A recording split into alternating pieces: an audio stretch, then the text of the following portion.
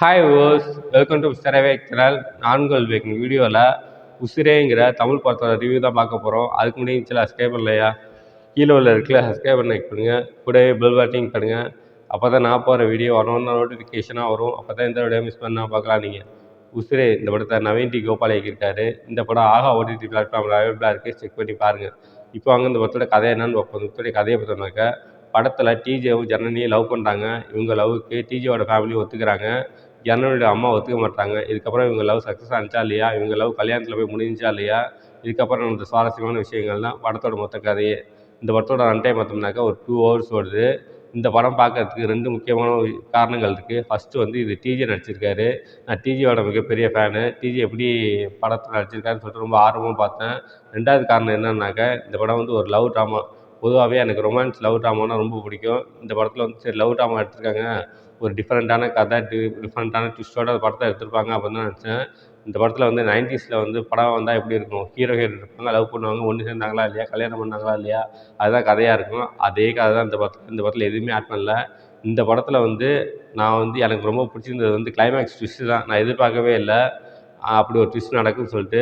அந்த ட்விஸ்ட் என்னன்னு நான் ரிவீல் பண்ணிட்டேனாக்கா படம் பார்க்குற வந்து இன்ட்ரெஸ்ட்டே போயிடும். அதனால் நீங்கள் படத்தை பார்த்து அந்த ட்விஸ்ட் என்னன்னு தெரிஞ்சுக்கங்க.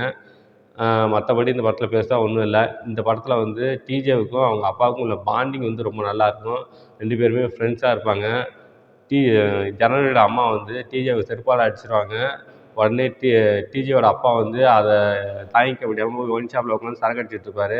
அப்போ டிஜேவும் சரக்கு வாங்கிட்டு போகும்போது, இங்கே வா நைனா, என்ன சரக்கு அடிக்க வந்தியா, வா 2 பேரும் சேர்ந்து அடிக்கலாம்னு சொல்லிட்டு 2 பேருமே உட்காந்துக்கிட்டு ஒருத்தரை விட்டு மனசு விட்டு பேசிக்கிட்டு ஜாலியாக சரக்கு அடிப்பாங்க.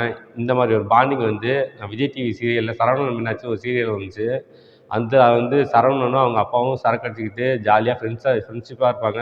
அப்பா பையனுக்குள்ள பாண்டிங் வந்து ரொம்ப சூப்பராக இருக்கும். அந்த பாண்டிங்கை வந்து இந்த படத்தில் பார்த்தேன். ரொம்ப நல்லாவே பண்ணியிருந்தாங்க 2 பேரும். அதுக்கப்புறம் பார்த்தோம்னாக்கா, இந்த படத்தில் வந்து டிஜேவோட ஃப்ரெண்ட்ஸு டைகர்கான தங்கத்துரை, இன்னும் 2, 3 பேர் வந்து காமெடி பண்ணுவாங்க. அந்த ஃப்ரெண்ட்ஸுக்குள்ளே ஜாலியாக பேசிக்கிட்டு கிண்டல் அடிச்சிட்டு இருப்பாங்க. திடீர்னு சண்டை போட்டுப்பானுங்க. அந்த விஷயங்கள்லாம் ரொம்ப நல்லாவே இருந்துச்சு. இந்த படத்தில் வந்து ஜனனி பெரிய ஆக்டிங்கான ஸ்கோப் இல்லைனாலும் கொடுக்கப்பட்ட ரோல் டீசெண்டாக பண்ணிட்டாங்க. டிஜேவோட பெர்ஃபார்மன்ஸ் எனக்கு ரொம்பவே பிடிச்சிருந்துச்சு. படத்தோட ஆரம்பத்தில் டிஜேவோட ஃப்ரெண்டு அவனோட ஒய்ஃபை வந்து மலைக்கு கூட்டிகிட்டு போவான். ஏன் இங்கே கூப்பிட்டு வரீங்கன்னாக்கா, என் ஃப்ரெண்டோட காதல் காவியம் இங்கே தான் இருக்குது, அவன் என்ன மாதிரி லவ் பண்ணாங்கிறத அந்த மலையில் எழுதி வச்சுருக்கான். நான் வந்து கல்யாணம் பண்ணேனாக்கா என் ஒய்ஃபை அந்த இடத்துக்கு கூட்டிகிட்டு போகணுன்னு ஆசைப்பட்டேன் அப்படின்னு சொல்லிட்டு அழைச்சிக்குவாங்க. படத்தோட ஆரம்பத்தில் சொல்லுவாங்க. நான் வந்து பெரிய காதல் காவியம் போல் இருக்குது, அதை காட்ட போகிறாங்கன்னு பார்த்தாக்க இந்த கதையை தான் எடுத்துருக்கானுங்க. சரியான மொக்க கதை, மொக்க படம். அங்கே போய் மலை உச்சியில் பார்த்தோம்னாக்கா டிஜேவோட பேரும் ஹீரோயின் ஜனனியோட பேரும் போட்டு எழுதி வச்சுருப்பாங்க. அதை காட்டுறதுக்காக தன்னோட ஒய்ஃபை கூட்டிகிட்டு போவாங்க. அதெல்லாம் பார்க்கும்போது சரியான மொக்கையாக இருந்துச்சு. இது பெரிய காதல் காவியம், இதை காட்டுறதுக்காக ஒய்ஃபை கூப்பிட்டு போகிறான் அப்படின்னு சொல்லிட்டு அந்த மாதிரி தான் இருந்துச்சு. மற்றபடி இந்த படத்தை சொல்கிற அளவுக்கு எதுவுமே இல்லை. உசிரே நம்மளை உசிரை எடுக்கிறதுக்குன்னே படத்தை எடுத்து வச்சுருக்காங்க, அந்தளவுக்கு இருக்குது படம். இந்த படத்தில் சாங்ஸ்லாம் வந்து பெரிய ஹிட் சாங்ஸ்லாம் இல்லை, மைல்டாக போயிட்டுருக்கு. கதைக்கு தேவையான விஷயங்களை பண்ணியிருக்காங்க. மற்றபடி இந்த படத்தில் பெருசாக சொல்கிற அளவுக்கு எதுவுமே இல்லை. மொத்தத்தில் இந்த படம் பார்க்கலாமா வேணாமா அப்படின்னாக்க, இந்த படத்தை வந்து இது வந்து சரியான ஒரு மொக்க படம். ஃபர்ஸ்ட் ஹாஃப் போர், செகண்ட் ஹாஃப் போர். மொத்தத்தில் இந்த படம் எப்படி இருக்குன்னா, இது ஒரு மொக்க படம். இந்த படத்துக்கு என்னோட மார்க் 5க்கு 1.5 தருவேன். இந்த படத்தில் எந்த விதமான அடல் கண்டென்ட்டும் இல்லை, எல்லாம் ஃபேமிலியோட என்ஜாய் பண்ணலாம். ஓகே, இதோட வீடியோ பிடிச்சிக்கிறேன். இந்த வீடியோ பிடிச்சிருந்தா லைக் பண்ணுங்கள், கமெண்ட் பண்ணுங்கள், ஃப்ரெண்ட்ஸுக்கு ஷேர் பண்ணுங்கள். இன்னும் சில சப்ஸ்கிரைப் பண்ணலையா, கீழே உள்ள இருக்குல்ல சப்ஸ்கிரைப் பண்ண லைக் பண்ணுங்கள், கூடவே பெல் பட்டன் பண்ணுங்கள்.